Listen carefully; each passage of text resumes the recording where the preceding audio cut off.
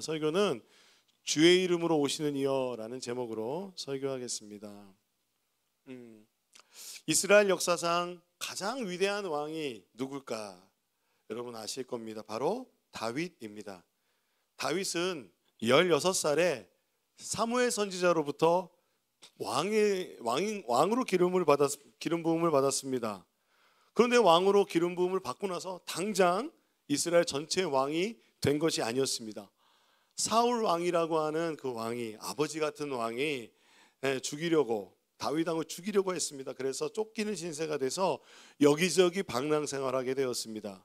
그렇게 아둘람이라는 굴에서 피신해서 살았는데 그의 가족과 함께 억울한 사람, 빚진 사람, 마음에 원통함이 있는 사람, 그 사람들이 모이자 약 400명이 함께 모여서 그 아둘람 굴에서 제아에 묻혀서 살아갑니다. 그렇게 살아가다가 다윗은 먼저 유다 지방의 헤브론이라는 곳에 유다 지파의 왕이 먼저 됐습니다. 유다 지파의 왕이 되고 나서 한 7년 반 정도 통치하는데 이스라엘의 모든 지파의 지도자들이 와서 당신이 우리의 왕이 되어달라고 부탁을 하는 겁니다. 그래서 그것을 수락하고 그가 왕이 되기로 결정하여서 결정한 수도가 예루살렘입니다. 예루살렘은 원래 여부수 족속이 살고 있었는데 그들을 다 몰아내고 예루살렘을 수도로 삼았습니다. 그 이후로 이 예루살렘은요, 하나님의 임재가 있는, 그리고 하나님이 세우신 기름 부은 왕이 있는 거룩한 왕의 도시로 불리게 되었습니다. 그래서 솔로몬 때에는 성전이 세워졌죠. 그래서 그 성전, 예수님 때도 있었고요. 다윗의 언약으로 인해서 예수님 당시에 유대인들은 다윗 언약을 기억하거든요. 다시 한번 이 예루살렘에 다윗과 같은 왕을 세울 것이다 라는 그 언약을 믿고 다윗과 같은 탁월한 왕 메시아가 나타나 그들을 해방시켜 줄 것을 소망하고 있었습니다. 시편 말씀에도 보면 이렇게 예루살렘을 생각하면서 이렇게 찬양합니다. 여호와는 위대하시니 우리 하나님의 성 거룩한 산에서 극진히 찬양 받으시리로다. 터가 높고 아름다워 온 세계가 즐거워하며 큰 왕의 성 곧 북방에 있는 시온산이 그러하도다 라고 찬양합니다. 예수님을 따르던 제자들도 유대인들이었죠. 별반 다르지 않았어요. 그렇기 때문에 그들도 정치적 메시아 다윗과 같은 왕을 기다리고 있었나 봅니다. 그렇기 때문에 그들이 예수님과 함께 동행할 때 누가 더 높냐고 서로 다툼하였잖아요. 그렇죠? 그리고 오늘 본문 바로 전장인 마태복음 20장에는 세베대의 아들 어머니, 두 아들의 어머니가 나타나서 자신의 두 아들을 예수님께서 예수님의 주님의 나라가 올 때 하나는 오른쪽에 하나는 왼쪽에, 그러니까 우의정 좌의정 시켜달라는 거죠. 그렇게 부탁을 합니다. 그러니까 이 어머니도 예수님이 다윗과 같은 왕이 될 거라고 생각을 했나 봐요. 그러니 예수님께서 이렇게 말씀하십니다. 나와 함께 하려는 사람은 내가 마시려는 잔을 마셔야 되고 누구든지 크고자 하는 사람은 너희를 섬기는 자가 되어야 한다. 예수님이 가르쳐 주셨습니다. 예수님이 이렇게 말씀하신 이유는 예수님께서는 일관되게 계속해서 메시아가 어떠한 사람인지를 말씀해 주셨기 때문에 그렇습니다. 예수님은요 계속해서 예루살렘으로 오는 길에서 3번이나 제자들에게 내가 예루살렘에 들어가면 고난을 받고 죽임을 당할 것이다. 그리고 내가 사흘 만에 부활할 것이다 라는 이야기를 3번이나 했습니다. 3번이나. 그런데 그들은 그것을 들었지만 마음까지 내려오지 않았던 것 같아요. 그러니까 제자들은 그렇게 착각하고 있었던 거죠. 제자들은 예수님께서 다 예루살렘에 들어가면 왕이 되시고 천지개벽이 일어날 거라고 착각했던 것 같아요. 하지만 예수님은 말씀하신 대로 죽임을 당하기 위해서 예루살렘으로 가고 계십니다. 드디어 예루살렘 가까이에 오셨습니다. 그 예수님께서 이제 도착하셔서 한 가지 행동을 하십니다. 우리가 마태복음 21장 1절에서 3절 말씀을 같이 읽어보겠습니다. 시작. 그들이 예루살렘에 가까이 가서 감람산 벳박에 이르렀을 때에 예수께서 두 제자를 보내시며 이르시되 너희는 맞은편 마을로 가라. 그리하면 곧 매인 나귀와 나귀 새끼가 함께 있는 것을 보리니 풀어 내게로 끌고 오라. 만일 누가 무슨 말을 하거든 주가 쓰시겠다 하라. 그리하면 즉시 보내리라 하시니, 예수님이 감람산이라는 곳에서 예수님께서 하늘로 승천하셨거든요. 이 감람산은 그러니까 예수님에게서도 굉장히 중요한 곳인데, 감람산이 뭐냐면 올리브 나무 산이라는 겁니다. 근데 베파게라는 지역은 잘 알려지진 않았는데 감람산의 동쪽의 어떤 곳이라고 해요. 그 제자들과 거기까지 올 때는 예수님이 걸어서 오셨어요. 걸어서 오셨는데 그쯤 오셔서 제자들에게 저 건너 마을에 가서 거기 가면은 메인 나귀와 함께 그 나귀의 새끼가 있을 거다. 그러면 그것을 좀 가져와라. 그리고 혹시 뭐라고 하면 주께서 쓰시겠다 하라 라고 말하면 풀어줄 거라고 말합니다. 예수님이 이미 그 사람들에게 나귀 2마리를 내 제자들이 오면 풀어주라고 얘기를 했는지 성경은 말하진 않지만 이것을 보면 예수님께서 좀 부탁을 먼저 하신 것 같습니다. 예수님의 이런 행동은 왜 그렇게 하신 걸까요? 예루살렘에 들어오실 때는 이전의 행보에서는 예수님은 예루살렘에 오실 때도 그러니까 조용히 들어오셨습니다. 그리고 그 흔적을 나타내지 않으셨던 주님이 이제는 고난을 말씀하시고 예루살렘에 입성하실 때는 메시아로서 예루살렘에 입성하시면서 나귀를 끌고 오라고 합니다. 예수님의 모든 인생, 그러니까 예수님의 공생의 중요한 기준이 있었던 것 같아요. 여러분의 삶의 인생의 기준은 무엇입니까? 예수님의 기준은 하나님의 말씀이었습니다.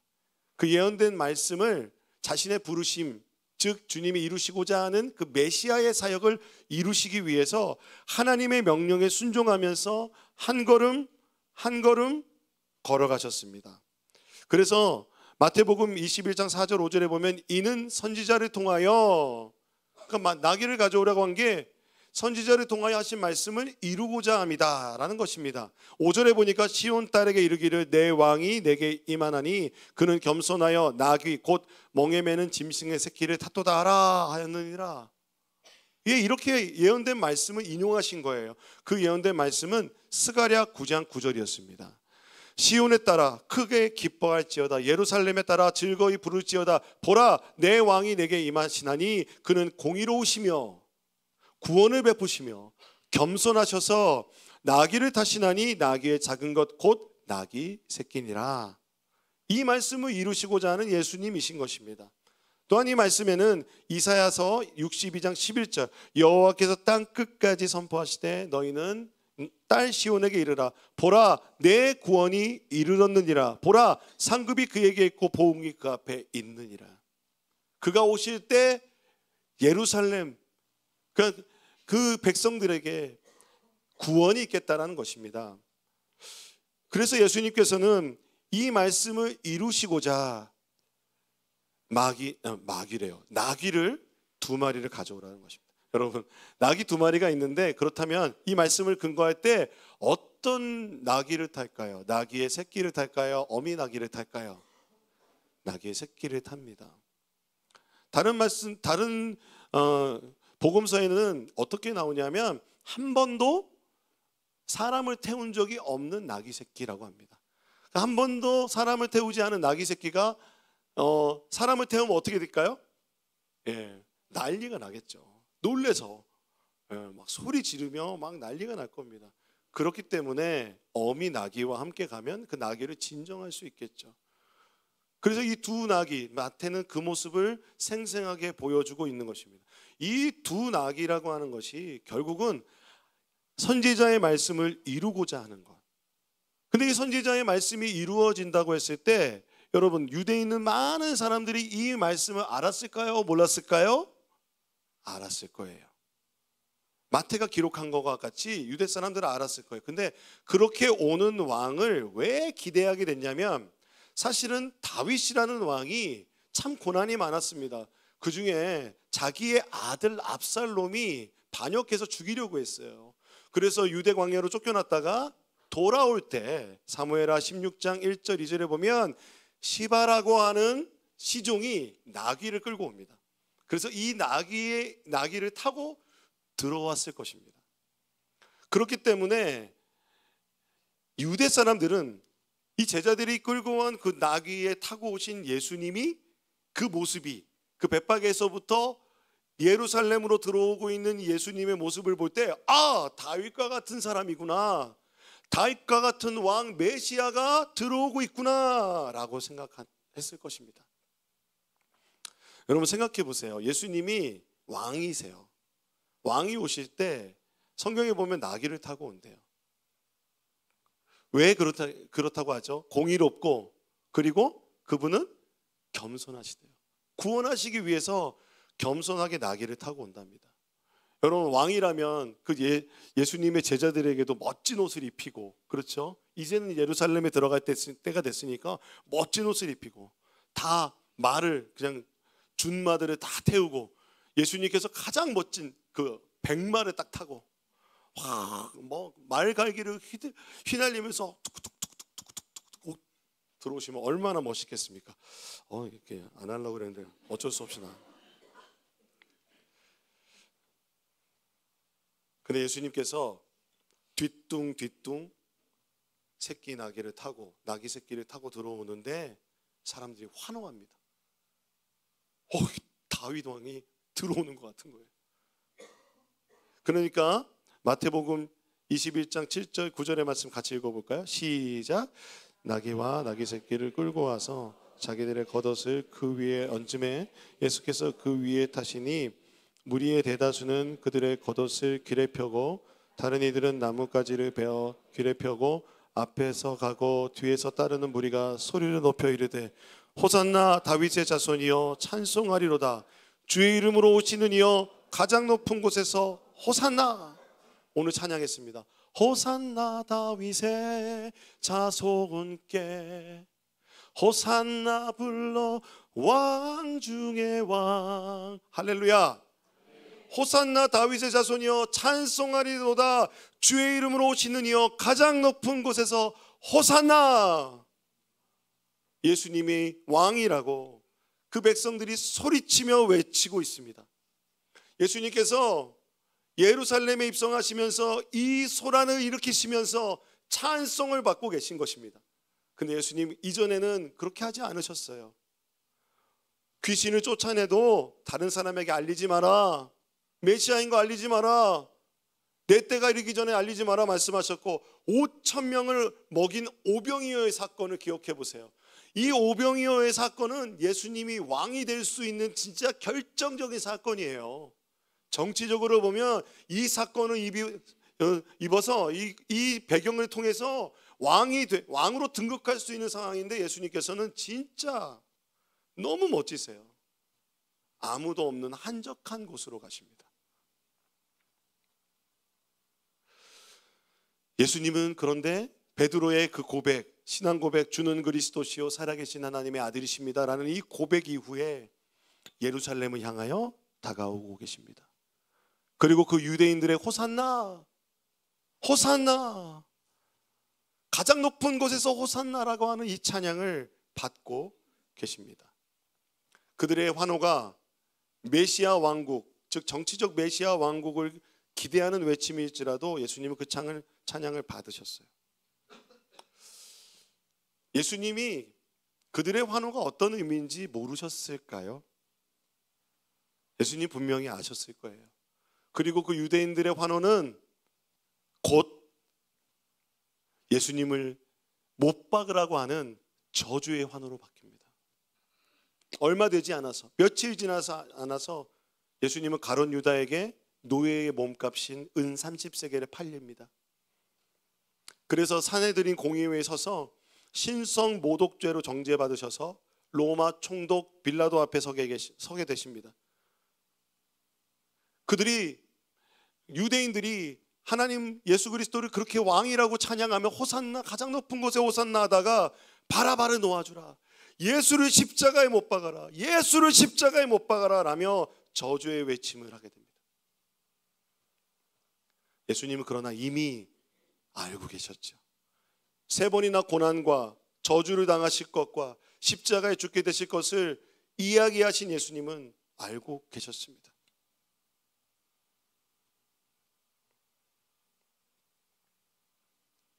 하지만 예루살렘에 입성하는 그 당시에 예수님은 이 모든 찬송을 받으셨습니다. 그들의 외침이 바뀔지라도 지금 이 순간에 이 찬양은 이 성경에 기록되어 지금까지 우리에게 의미가 있는 찬송 소리, 예수님이 합당하게 받으셔야 할 이 찬송의 소리를 하나님 아버지 성부 하나님께서는 예수 그리스도에게 들리게 하셨던 것입니다. 나귀를 타고 들어오는 메시아는 그 이미지가 스가랴서에 보니까 공의로우며 구원을 베풀며 겸손한 왕입니다. 그래서 예수님은 멋진 입성이 아닌 나귀를 타고 뒤뚱뒤뚱 우스꽝스러운 모습으로 가장 낮은 자의 모습으로 오셨습니다. 이 땅에 태어나실 때도 가장 낮은 모습으로 오셨습니다. 하늘의 보좌를 버리고 가장 낮은 모습으로 겸손하게 오신 예수님은 태초부터 계셨던 하나님의 말씀, 하나님 그 본체이신 그분이 하늘의 보좌를 버리고 이 땅에 오셔서 예루살렘에 입성하시면서 이제 이 온 인류의 죄를 구원하시기 위한 놀라운 십자가 사역을 하시기 위한 그 겸손의 왕으로 입장하실 때도 이 나귀를 타고 입장하신 것입니다. 그러므로 여러분, 우리가 예수님의 마음을 품기를 원합니다. 빌립보서 말씀에 우리 안에 이 마음을 품으려 곧 그리스도 예수의 마음이니 그는 근본 하나님의 본체시나 하나님과 동등됨을 취할 것으로 여기지 아니하시고 오히려 자기를 비워 종의 형체를 가지사 사람들과 같이 되셨고 사람의 모양으로 나타나사 자기를 낮추시고 죽기까지 복종하셨으니 곧 십자가에 죽으심이라. 할렐루야.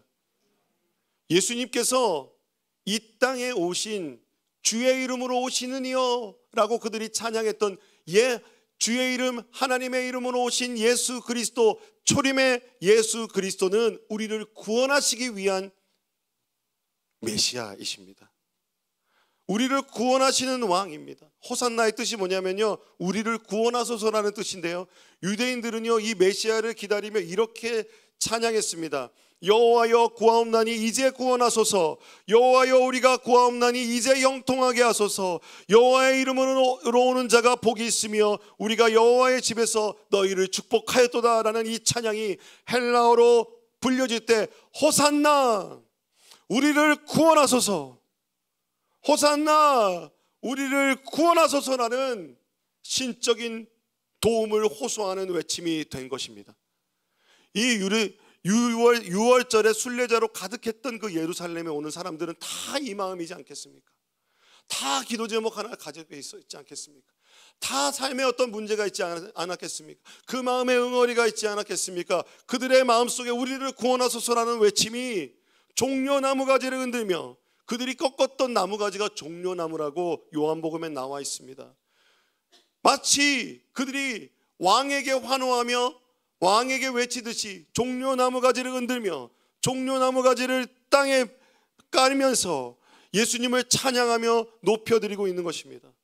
그들은 몰랐을 거예요. 하지만 이 찬양을 받고 계신 예수님은 메시아 왕국이 아닌 온 우주적인 하나님의 나라를 새롭게 창조하시는, 십자가에 구원해 주시는 영원한 왕으로 찬양을 받고 계신 것입니다. 할렐루야. 주님은 마태복음 12장 18절 21절에 보면요, 상한 갈대를 꺾지 아니하신 분이십니다.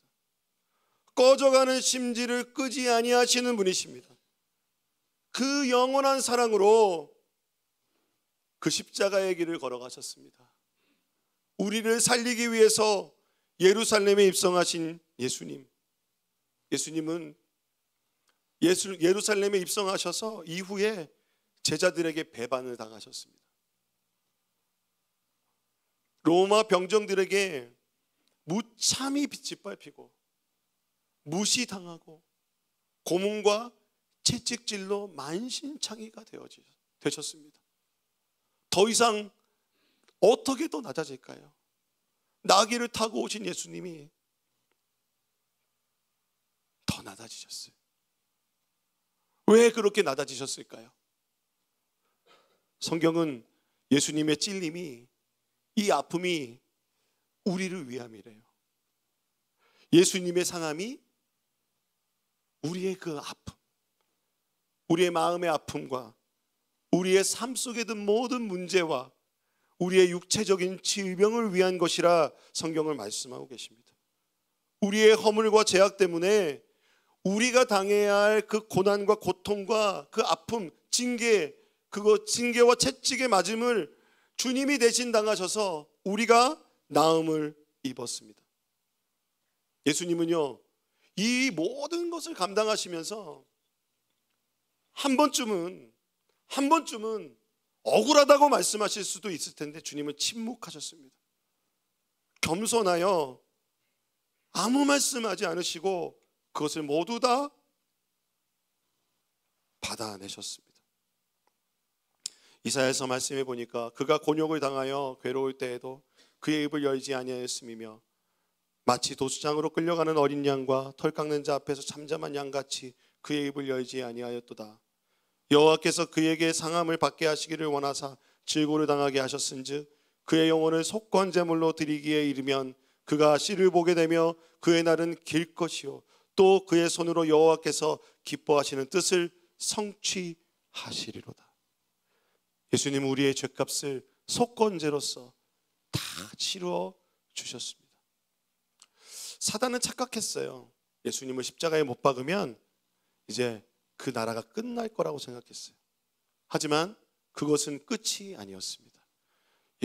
우리를 구원하시기 위해 오신 예수님은 십자가에 못 박혀 돌아가셨지만 예수님은 부활하시고 승천하셔서 하늘 가장 높은 보좌 위에서 다스리고 계십니다.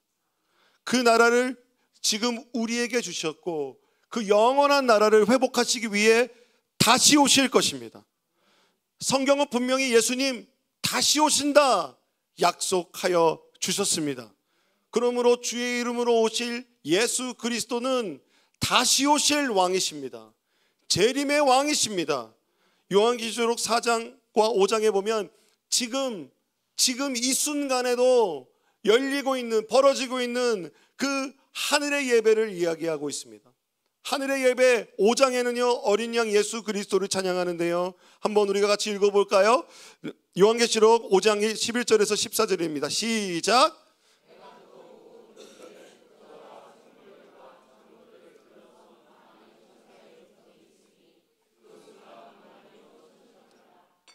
큰 음성으로 이르되 죽임을 당하신 어린 양은 능력과 부와 지혜와 힘과 존귀와 영광과 찬송을 받으시기에 합당하도다 하더라. 내가 또 들으니 하늘 위에와 땅 위에와 땅 아래와 바다 위에와 또 그 가운데 모든 피조물이 이르되 보좌에 앉으신 이와 어린 양에게 찬송과 존귀와 영광과 권능을 세세토록 돌릴지어다. 내 생물이 이르되 아멘하고 장로들은 엎드려 경배하더라. 여러분, 여기 나온 생물들은 모든 피조물입니다. 장로들은 구약과 신약의 구원을 받은 모든 성도들입니다. 즉 지금도 주님은 그 모든 구원받은 자들을 품으시며 하늘의 예배로 합당한 영광을 받고 계신 위대한 왕이십니다. 할렐루야. 그 주님께서 그 새 창조를 시작하셨고 이것을 완성하실 것입니다. 주님께서는 유대인들만을 위한 하나님이 아니라 예수님은 온 열방의 왕이 되신 줄로 믿습니다. 요한계시록 7장 9절과 12절에 이렇게 되어 있죠. 이 이후에 내가 보니 각 나라와 족속과 백성과 방언에서 아무도 능히 셀 수 없는 큰 무리가 나와 흰옷을 입고 손에 종려나 가지를 들고 보좌 앞과 어린 양 앞에 서서 큰 소리로 외쳐 이르되, 함께 읽겠습니다. 구원하심이 보좌에 앉으신 우리 하나님과 어린 양에게 있도다 하니 모든 천사가 보좌와 장로들과 내 생물의 주위에 서 있다가 보좌 앞에 엎드려 얼굴을 대고 하나님께 경배하여 이르되 아멘. 찬송과 영광과 지혜와 감사와 존귀와 권능과 힘이 우리 하나님께 세세토록 있을지어다. 아멘. 아멘. 각 나라와 족속과 백성과 방언에서 아무라도 능히 셀 수 없는 큰 무리가 구원받는 그 일, 의로운 흰옷을 입고 종려가지를 들고 보좌 앞에서 어린 양 앞에 주님을 찬양합니다. 구원하심이 보좌에 앉으신 우리 하나님과 어린 양께 있도다. 예루살렘에 입성하면서 유대인들의 그 종려나무 가지를 흔드는 것을 흔들며 주님을 찬양하며 호산나 호산나, 가장 높은 곳에서 호산나 찬양했던 우리를 구원하소서라는 그 찬양이 온 민족에게 퍼져 이제 모든 민족의 찬양을 받으실 영원한 왕, 주님은 열방의 왕이십니다. 주님은 만국을 구원하셔서 하나님께, 하나님의 나라를 우리에게 주실 영원한 왕이십니다. 요한계시록에는요, 그래서 이 새하늘과 새 땅이 이 땅에 다시 임하게 될 때 우리의 눈물이 씻어지고 예수님의 영광이 충만하여서 더 이상 해가 필요 없을 정도의 하나님의 영광이 가득한 그날을 우리에게 주시겠다 약속하십니다. 그럼 오늘 이 요한계시록에 대한 말씀을 다 나눌 수가 없어요. 하지만 우리가 7월에 이지웅 목사님 모시고 요한계시록 사경회를 하면 이 감격을 여러분이 더 느끼게 되실 것입니다. 제가 확신할 수 있습니다. 여러분, 그래서 하지만 이 말씀을 꼭 같이 나누고 싶어요. 요한계시록 21장 1절에서 7절입니다. 같이 한번 읽어보겠습니다. 시작. 처음 하늘과 처음 땅이 없어졌고 바다도 다시 있지 않더라. 또 내가 보매 거룩한 성 새 예루살렘이 하나님께로부터 하늘에서 내려오니 그 준비한 것이 신부가 남편을 위하여 단장한 것 같더라. 내가 들으니 보좌에서 큰 음성이 나서 이르되 보라, 하나님의 장막이 사람들과 함께 있음에 하나님이 그들과 함께 계시리니 그들은 하나님의 백성이 되고 하나님은 친히 그들과 함께 계셔서 모든 다시는 사망이 없고 애통하는 것이나 곡하는 것이나 아픈 것이 다시 있지 아니하리니 처음 것들이 다 지나갔음이로라. 보좌에 앉으신 이가 이르되 보라, 내가 만물을 새롭게 하노라 하시고 또 이르시되 이 말은 신실하고 참되니 기록하라 하시고 또 내게 말씀하시되 이루었도다. 나는 알파와 오메가요 처음과 마지막이라. 내가 생명수 생물을 목마른 자에게 값없이 주리니 이기는 자는 이것들을 상속으로 받으리라. 나는 그의 하나님이 되고 그는 내 아들이 되리라. 아멘. 이 장면을 사도 요한이 봤어요. 주님이 다시 오실 때 주님은 그 겸손한 공의를 이루신 사랑 많으신 그 주님은 우리의 눈물을 닦아주실 것입니다. 다시 눈물이 없을 거예요.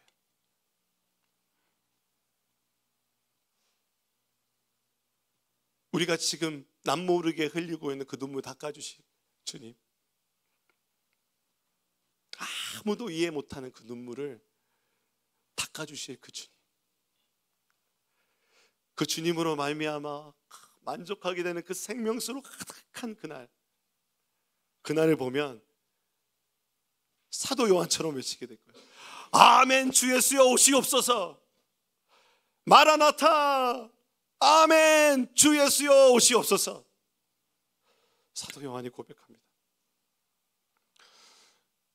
우리는 주님이 다시 오실 그때까지 이 왕이신 예수님과 동행합니다. 할렐루야. 그 주님께서 지금도 우리의 눈물을 만져주시고 우리와 동행하시는 그 주님인 줄로 믿습니다. 그러므로 여러분, 이 예수님, 우리가 오늘 종료주일에 찬양하고 높여드렸던 이 왕이신 예수님이 어떤 분이신지 여러분 성경에서 얘기하는 것을 보니까 얼마나 가슴이 뛰입니까? 그렇다면 여러분, 우리는 어떨까요? 우리는 바로 이 예수님의 겸손과 또한 예수님의 이 하나님의 말씀에 따라가는 이 주님의 백성의 삶을 살려고 부르심을 받은 자들인 줄로 믿습니다. 그러므로 여러분, 우리가 겸손해집시다. 낮아집시다. 그리고 예수님을 따라서 하나님의 뜻, 하나님의 식과 법을 이루는 일에 우리의 마음을 주님께 드리는 우리들이 되기를 소망합니다. 우리도 주님을 늘 배반합니다. 변심합니다. 왜냐하면 예수님의 왕되심의 참된 의미를 삶 속에 새기지 못할 때 그런 것 같습니다. 여러분, 우리 주님 반드시 오십니다. 할렐루야. 우리 예수님 오셔서 우리의 눈물 씻어주시고 우리에게 다시는 눈물이 없는, 다시는 아픔이 없는 그곳에서 우리를 살게 해주실 그 하나님, 지금도 천국에서 찬양받고 계신 그 주님과 함께 예배하며 오늘 우리가 찬양하는 이 모든 시간은 하늘과 연결된 하늘의 잔치에 참여하는 줄로 믿습니다.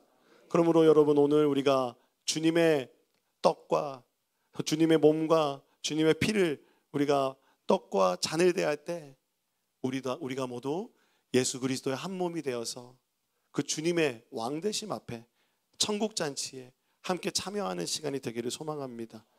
오늘부터 고난주간이 시작이 됩니다. 고난주간이 시작이 될 때 우리가 바라볼 예수님은 고난의 주만은 아니십니다. 예수님은 왕이십니다. 왕이신 주님이 우리의 고난에 당하신 것은 사랑이죠. 그것은 능력입니다. 그러면 여러분, 한 주간 동안 고난을 묵상할 때 여러분의 삶에 하나님의 회복과 하나님의 치유와 하나님의 소망이 여러분 삶 가운데 회복되는 일들이 있기를 소망합니다. 오늘 우리가 성찬 예식을 대할 때 주님께 그렇게 기도하는 마음으로 함께 대하시면 좋을 것 같습니다.